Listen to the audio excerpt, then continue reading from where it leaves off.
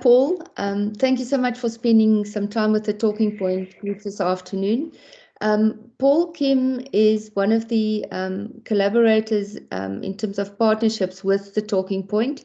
He is with Pixar, and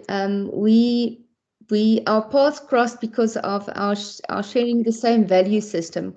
And we started with conversations, and from there it's grown quite a bit. Paul, could you just tell us a bit more about Pixar and how the company came about and your focus? Sure. Just a minor correction. I am no longer with Pixar, so I work for a company called Redemptive Capital. I lead the business there, and we are, in fact, Pixar's largest shareholder.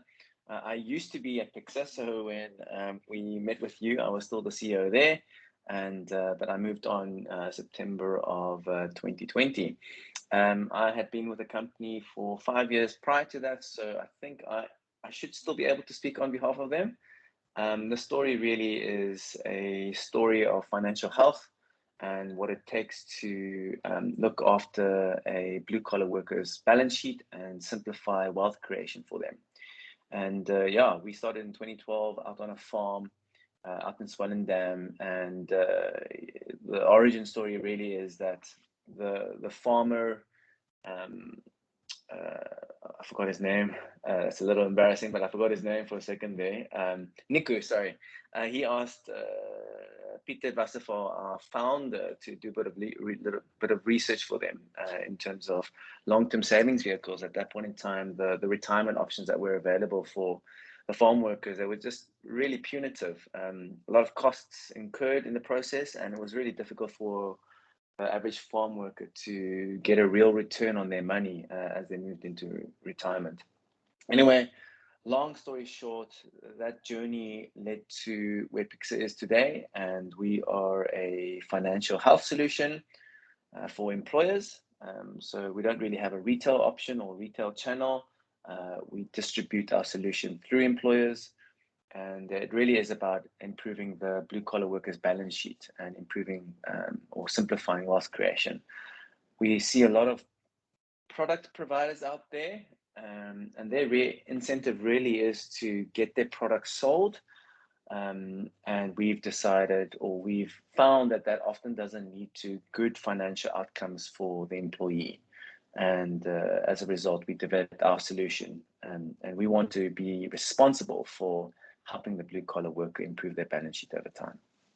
Okay, I think that is where when we started our very first conversation, we found the synergy in terms of the blue-collar workers, where often, I suppose, in any country, but in South Africa, which is known to both Redemptive Capital and the Talking Point Group, there's almost a distinction between who can afford financial wellness and who doesn't qualify for it.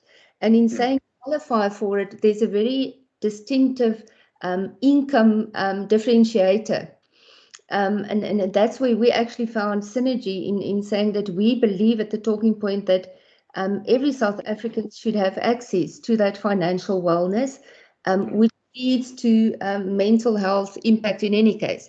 Just back to the financial wellness. We've seen that with COVID and the financial impact the pandemic has had on South African economy and worldwide, that there's more of a desperate call from employers to actually assist their employees. Have you found the same in your industries? Well, so we operate in Agri mostly, and Agri, for the most part, was all the operations were unaffected. Actually, I think Agri boasted the largest growth of all the industries last year. But having said that, I have yet to visit a farmer that isn't helping their employees in some sort of financial way. What happens in those small towns typically is that the blue-collar worker or the farm worker or the packhouse worker, they don't really have many options and often go to the employer to have their needs met.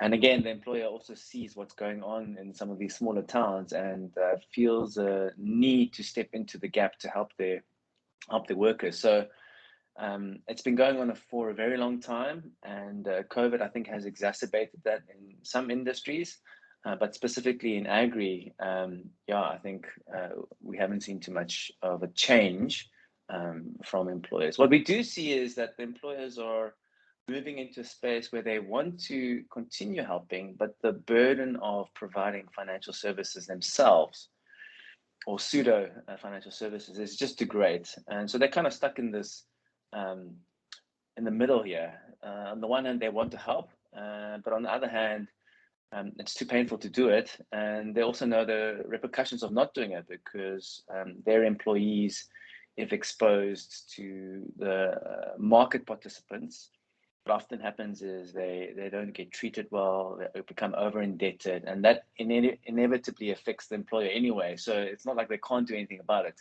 Yeah. And that's why we exist. Pixar offers them an alternative. We look after their employees, they get some oversight into how we do that, but at the same time, it is a proper financial services company, and we offer a range of options to look after their blue collar workers. I love the sentence that you often use, stepping into the gap, because that's what we found as well with wellness within all industries in South Africa, is that there is a greater awareness of employers stepping into the gap, whether it is that financial responsibility or educating on financial responsibilities, or whether it is the gap between various employees having access to mental health and wellness services. Going back to stepping into the gap, some of your or your products include a very much a focus on savings. How do you get that about within a blue collar salary earner, a salary within a month? How do you educate, or how do you bring that awareness for saving about, if you think that most blue collar workers would actually be surviving from month to month, or am I correct in saying that? I think that segment has a lot of smaller subsegments, and it really is difficult to kind of paint the entire segment with one brush. Okay. But what we have found is that a lot of savings happens, but it's not the type of savings that you would normally be familiar with. So they're not saving into their bank accounts, or not many are saving into their bank accounts. They're using savings at the employer, especially if you're a seasonal worker and you know, and they do know, by the way, that when they stop working, there's no more income. So they are preparing for that period of time where they're no longer working. I mean, they're obviously potentially saving in cash as well. But the issue isn't about saving, many of them. The issue is about giving them the right vehicle for that. Okay. Now, in a country like South Africa, we've got a couple of systemic challenges. Saving is much harder to do than borrowing. Just the business model, just the paperwork, the regulatory framework for savings versus credit. It's just much easier to get going as a credit provider and issue out credit than it is to set up a savings institution and help people save. And also, it takes a long time to make decent money from savings. So really, it's a lopsided or asymmetric industry from a client's perspective, especially at a blue collar worker level. There's just many options to consume and borrow money from. And there's not many great options to save into and be diligent and be celebrated for that. So what we did was a couple of things. So we removed all minimum requirements for savings. So you can save from as little as R1 into our longer term investments. The equivalent in the market would be some sort of unit trust. And there, I mean, what, R200 a minimum per month contribution, up to R500. Some people are up to 1,000 now. And you can imagine if you're only earning R4,000 a month, that's a big step up to start saving. And so we make it very difficult for them to save. It's very easy to get going with R1 or R2. And if no blue collar worker that starts saving with us saves so little, they typically only R1 a week, maybe R80 a month. And once they experience the joy and safety of saving with us, they save quite a bit. We are continuously surprised by how much our clients save, and it's come from an easy product to understand, very easy product to start using, and a trust and knowing that their money isn't going to be isn't going to disappear with bank charges and debit orders and so on and so forth. And we celebrate it. So, we have our own rewards program called Earnbacks, and in it, we try as much as possible to celebrate saving with our clients, which is unheard of. There are very few Yes. institutions in South Africa that will celebrate, except in July, right, when it's savings month, and then everyone gets out the balloons and try to celebrate with their clients. But in general, you don't get many companies trying to celebrate with their clients when they save. I think on being in the wellness industry, we experience the stress, the anxiety, and even the depression in terms of the financial stresses when you only look at the borrowing culture that you've just mentioned, and not celebrating saving and actually taking responsibility for your own financial wellness. Going back to the stress, the anxiety caused by borrowing.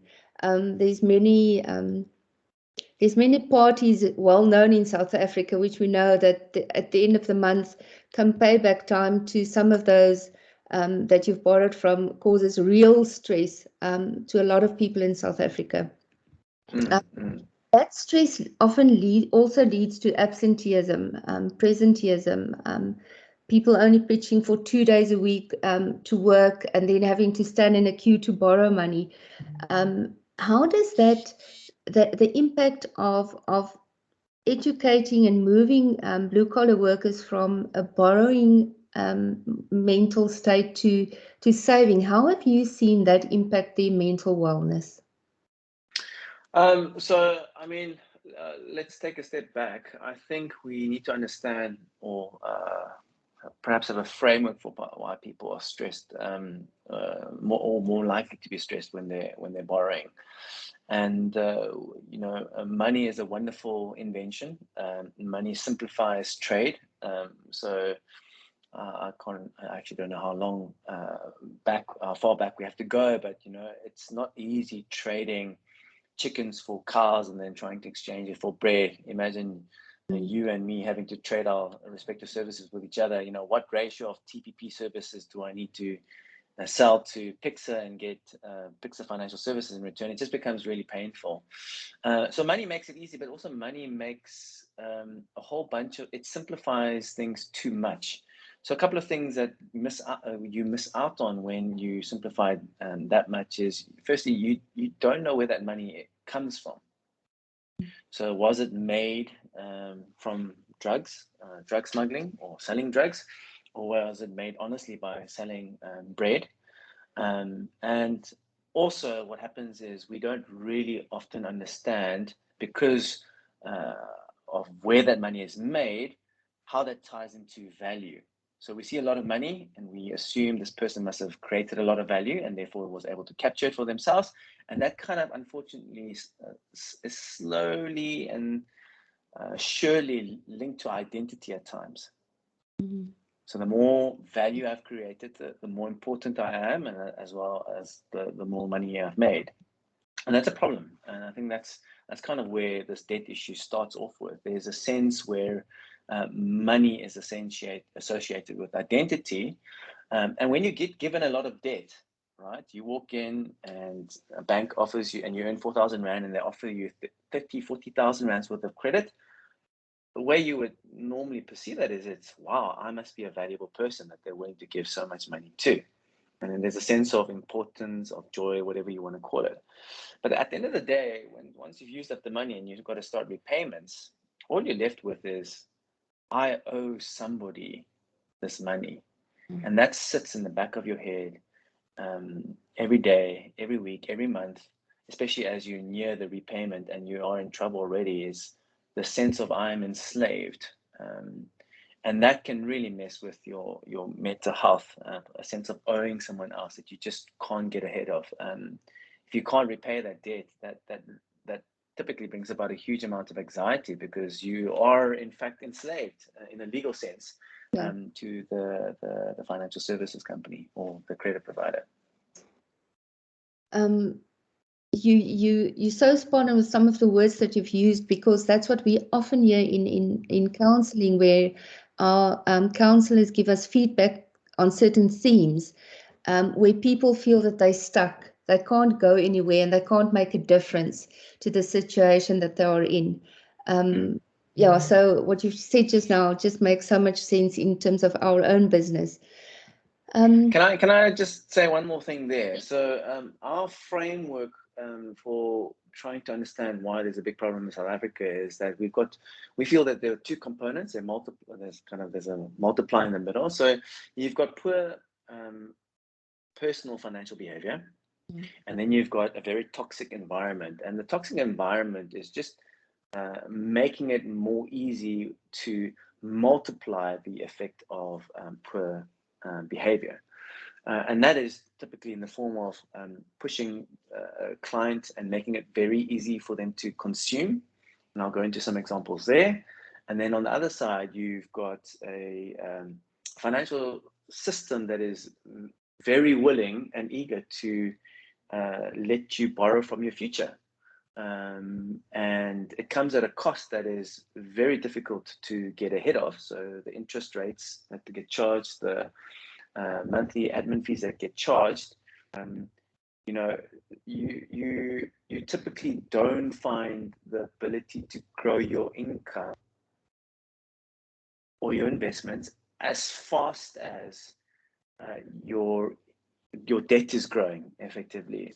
And so it's kind of once you get stuck in there, it's very difficult to get out of that gravitational pull of that debt.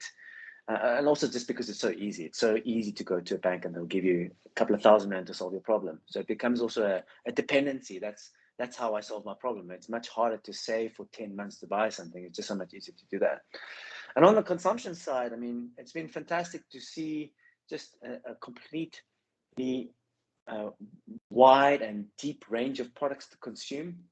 But the funny thing about that is there is a product at a price range for every nook and cranny of our budget. Okay.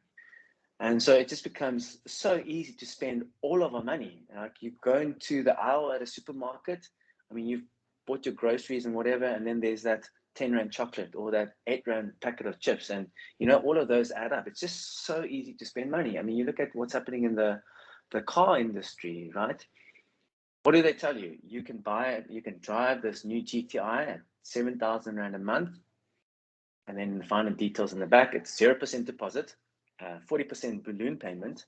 Not only that, they don't really help you remember that the tires, when you replace them after 30,000 kilometers, because it's a GTI, it's probably going to cost you 20K. Yeah. Insurance is going to cost you another 152, depending on whether you're male, female, and what age you are. And so all you are stuck is you see this GTI, you love what it represents, you see the 7,000 Rand a month, you do your homework, and you think, I can afford 7,000 Rand a month, but you neglect all those other costs. Now, turn the table around. Imagine you had to put down 690,000 Rand to buy the GTI cash. I can tell you, you're going to go through a very different decision-making process. Definitely. Right? And by way of that example, we see that across the board with the things we buy. We also see subscriptions coming to the fore. So Netflix is great content. I enjoy some of that content on a regular basis. But you're now stuck paying 139 Rand a month for the rest of your life. You never end up owning anything, right? So it's easy to consume, easy to start going, but you realize you're not really building up anything over time. Now, sure, there are trade-offs. I mean, I understand that, but the whole point is the entire world is just making it so much easier to consume and so much easier to borrow from your future to consume today. And that has serious ramifications on our people. It definitely has. I can really relate to that. As also being in quite a few schools, we often get the question from some of the, your grade 11 and 12 pupils, where they would say, but how will I know when can I actually afford something? So what you've explained just now is exactly what some of them are already aware of. that there might be an opportunity for you to be awarded a credit card. You get a phone call, and there's the credit card. But how do I keep on reminding myself to be self-disciplined enough not to step up into that identity of being valued enough to have a credit card? Exactly. Yeah, Exactly what identity you play. You're a gold. You now deserve the gold card or the platinum card or whatever color is now exclusive. It's really an identity play, and you need to be able to look at that objectively and say, what do I need? And obviously, if you need the gold card or the platinum card because they come with different benefits, sure. But if you get drawn to, actually, I only need a gold card, but you know what? This platinum life, free airport lounge, even though you never fly, right? Yeah, Just this exactly. idea of being treated as a king as you step into the airport lounge, and that's why you go for it. I mean, that's the problem that we sit with. They're pulling at our identity strings, and it's not for our best interest. Just on the teenager thing with grade 11s. There's some other things that are going on in the world that are really just painful to watch, and it's also having a huge detrimental effect on our mental health, and it's related to our financial health. So the one is this social media thing that this massive social media experiment with the next generation of people. Obviously started off with, we could argue that it started off before, there was MySpace and whoever else before that, but Facebook, let's call it the original kind of massive social media play. And unfortunately, social media is always lopsided. It's one-sided. It only encourages people, not the tool in itself, really, or I suppose it can, but people are more prone to sharing the good side of their life on social media. Now, the good side of one's life typically comes with either experiences, lifestyle, or things, right? You take a picture in front of your newest car, or you show the dinner that you've put out, and there's blueberries and there's expensive feta in there. And unfortunately, people look at that. And if you can't process that, wow, it has some serious effects on your mental health. So if you think that is the life you deserve and nothing else is meaningful and you're not there yet, you can imagine every day you are basically looking at your life and rating it a F. And you do that enough times, you start thinking very poorly about your life and how much your life sucks and how much you want someone else's life. Meanwhile, they're not sharing what's going on and the negative sides of their life. So there's a whole host of issues that social media is now causing from a financial health and mental health perspective.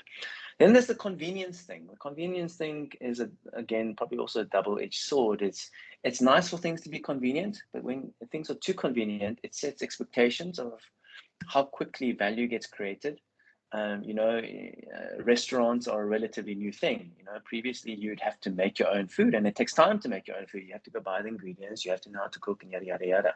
Now we walk in, or we go on Uber Eats or Mr. Delivery, and it's a click of a button away, and we have the food delivered to our doorstep. Not only is it more expensive, which hurts our financial health, but it trains us to trade in our financial health for convenience, which if you can afford is sure, fine.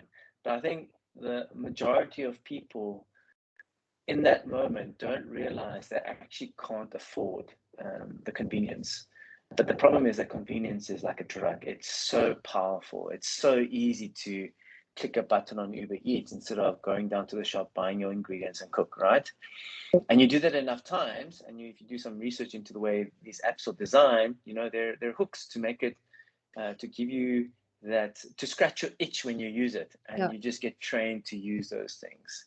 So convenience is a big issue in our culture, and people don't realize, and that unfortunately sometimes moves into other spaces of your life. You think, oh, why can't I make so much money quickly, right? Everything else is in my life is a click of a button away. Why don't I start trading Bitcoin? Why don't I start trading stocks? And there's nothing wrong with that, but I think often the motivation behind why affects the final destination. Can you stop trading? It's bad for you, or you're now stuck and you have to do that, and basically you end up in disaster because you couldn't stop. And the last thing I think I mentioned before is the financialization of everything. Everything is affordable. Everything can be put into payment terms. accept even just a house. Everyone says that a house is a good decision, but name me another 20-year decision you're asking a young person to make at that point in time that hooks them into life that is good for them. But somehow buying a house, that's a 20-year decision, by the way, is now celebrated as a good decision. Yeah, there's a lot of that going on, which detrimentally affects our financial health and our mental health. It definitely does. I think it creates expectations of who we should be or where we should be at a certain age. At 25, I should be earning this. At 30, this, or I should have a house or a car or two cars and a house or two houses. It just becomes actually quite a warped situation. The one thing that through this conversation that I mean, I've learned a lot, Paul, as I'd always do when I'm in conversation with you. So thank you for that. Is something I'd like to revisit with you in future is the whole, I've written it down as one sentence, my financial identity.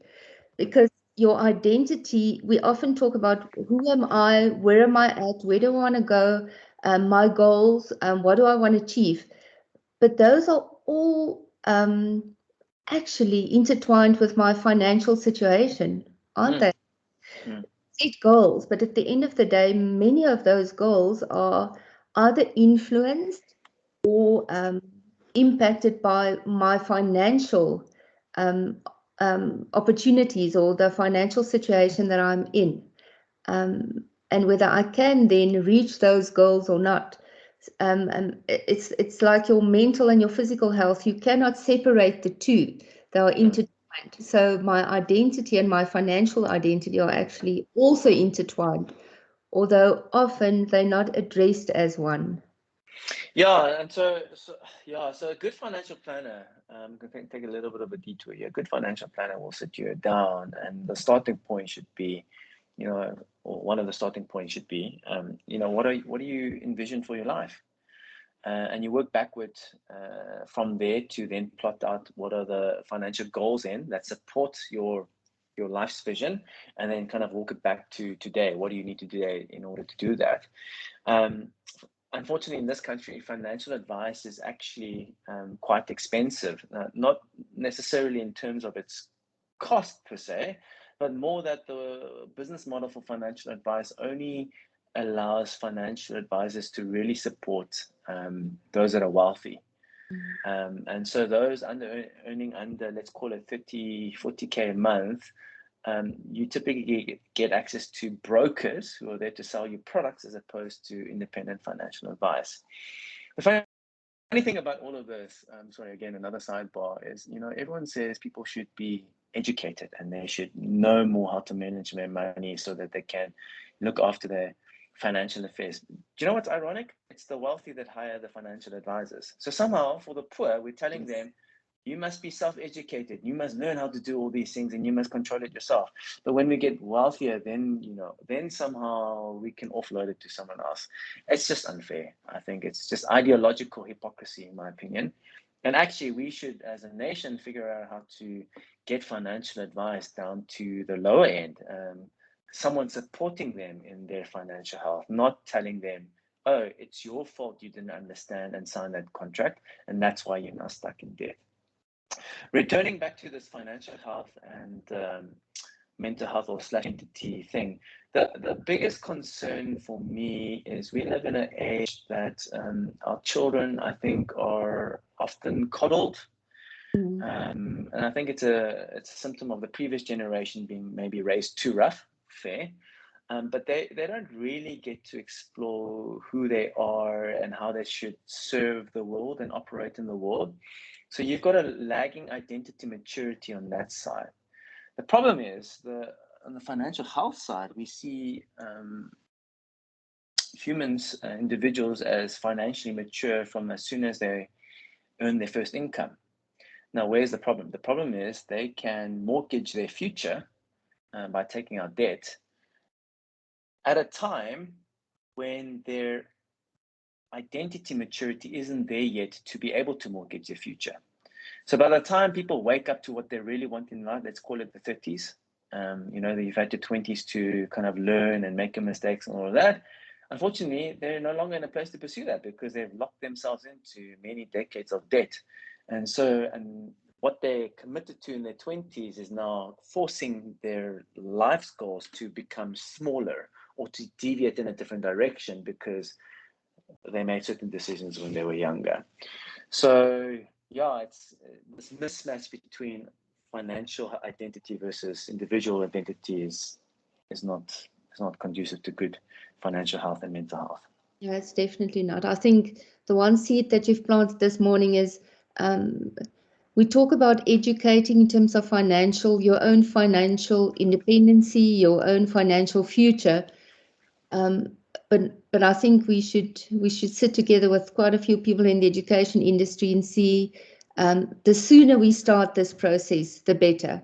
That is actually what we're saying this morning is there's a lot of influencers and influences, but the sooner we start educating and for youngsters to actually experience that, their own financial identity from school level, that is maybe something to have a look at. So that's really important, and let's just double click on this topic because it's a age-old discussion. Is more education the solution? And I would respond by saying the following. Let's say we're talking about physical health, and let's say we're talking about weight control, which is a very small sliver of physical health. Unfortunately, most people make it the only thing to worry about when it comes to physical health, but that's a separate discussion. And let's say we think the problem is people don't know how to eat well. Right, so they just don't know the basics of your macronutrients, micronutrients, and how it impacts the body. Ultra processed food is not great, and you kind of want to move to kind of a whole food kind of way of eating. And you go through whatever education you want to, but then you dump them into a town where there's only processed foods, and in their fridges and in their cupboards there's only junk food. What's the problem there? Well, the problem is education can only take you so far. If the tools available at your disposal are all crap, then education isn't going to help you. The opposite is also kind of true. Imagine you taught this person nothing about physical health, absolutely nothing. But the stores that he can buy from only have healthy options, and his fridge and his cupboards are always full with healthy food. What do you think will happen? And my point is education is fantastic, but where education is the reason why you will do well or completely fail and hurt yourself, that I think is unfair, because a lot of the times, the majority of South Africans just don't have the time to educate themselves, and for them to have to not step on a massive landmine that will destroy their financial health forever because they weren't educated, I just think that's just an unfair fight. It's just unfair. So I think we also need to, and this is what Pixar does, right? It also provides a whole host of products that are nutritious in essence and are designed to make you healthier. We don't say, oh, you didn't read the warning label. You should have only consumed 2 tablespoons and you ate 4. Now you're going to die. That's, again, it's unfair. Just to end of this amazing discussion, thank you, Paul. I'm always inspired when we have a chat. Is what was the best financial advice somebody has ever given you?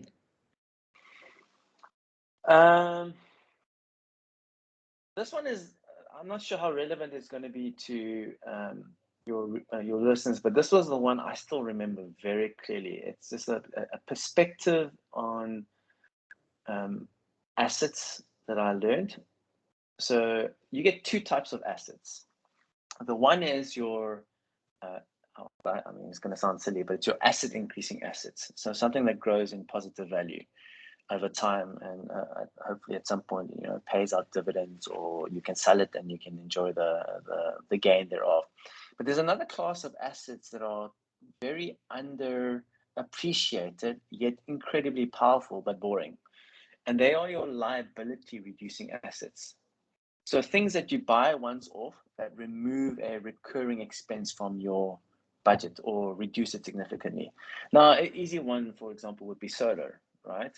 Solar, you invest in that, however much it costs, and it reduces your expenses going forward. But the interesting thing is, and why it's really cool, yet boring, is that when you invest in an asset increasing asset, when you make gains from that, you have to pay tax. Okay? So whatever return you make, you've got to deduct tax in order to know what the after-tax income is. Yes. But on the liability reducing asset, you don't have the same problem.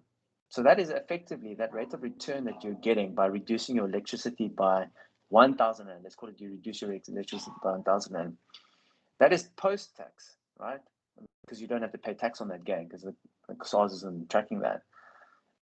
That 1,000 rand saved is equivalent to you having to earn 1,500 rand somewhere if your tax rate was 33%. Now, if you think of it from that perspective, I've now really taken this seriously. For example, I spend a couple of hours on my rewards program every month, right? So let's say I put in 2 hours.